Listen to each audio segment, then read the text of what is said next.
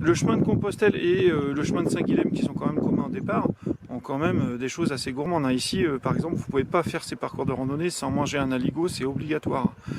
L'éventail est très large parce qu'en fait, vous avez à la fois la possibilité de faire de l'itinérance, donc de partir d'un point A pour aller à un point B, avec les chemins les plus connus. Donc c'est le chemin de Saint-Jacques qui traverse toute la Lozère en est-ouest, depuis la chapelle Saint-Roch à la frontière avec la Haute-Loire, jusqu'à Aubrac, donc qui est en Aveyron. Et puis vous avez aussi le chemin de Saint-Guilhem qui est magnifique, qui part d'Aumont, qui va à Nasbinal, et puis ensuite il pique plein sud.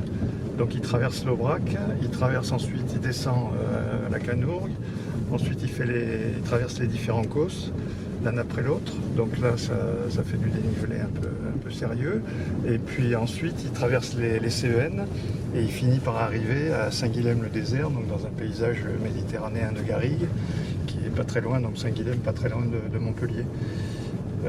Vous avez un autre grand chemin d'itinérance qui est l'Urbain 5, qui part de Nasbinal et qui va jusqu'à Avignon.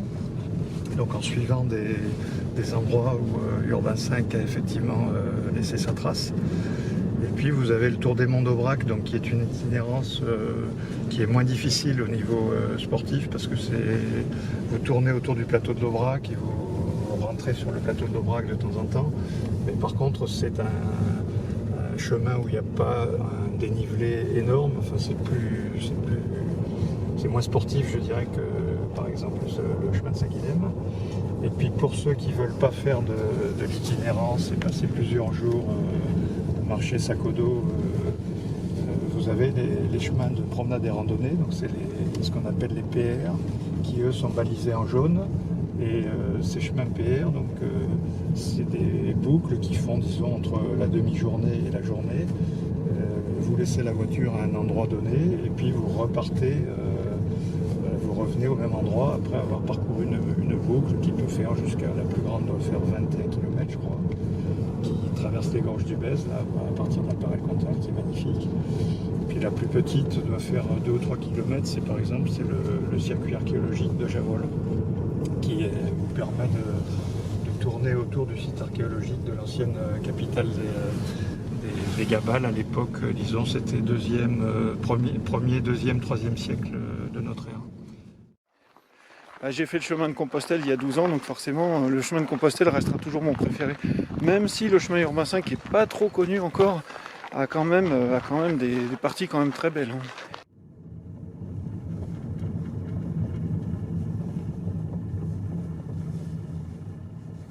On va aller sur la rando qui est la plus demandée ici en office de tourisme, à savoir que c'est la randonnée des corniches du Causse Méjean, qui est au départ de Merveille. Donc je clique sur ma randonnée et là en fait j'ai l'aspect de tout le sentier où je peux découvrir du coup quel chemin je vais suivre pendant ma randonnée. Donc il faut savoir que cette rando elle est au départ, du coup je l'ai dit, mais du Rosier, et qu'elle monte sur les corniches. Et vous êtes sur un circuit en fait qui offre la vue à la fois sur les gorges de la Jonte et sur les gorges du Tarn. On a le balcon du Vertige, on a le vase de Sèvres, vase de Chine, enfin voilà, tout ce qui fait un peu l'aspect géologique des corniches du Méjean. Et ensuite, hop, pour télécharger, il suffit de cliquer sur téléchargement et de scanner le QR code. On a la version GPX et la version PDF. Même ceux qui n'ont pas de pli rando, ils peuvent quand même avoir leur randonnée sur leur smartphone.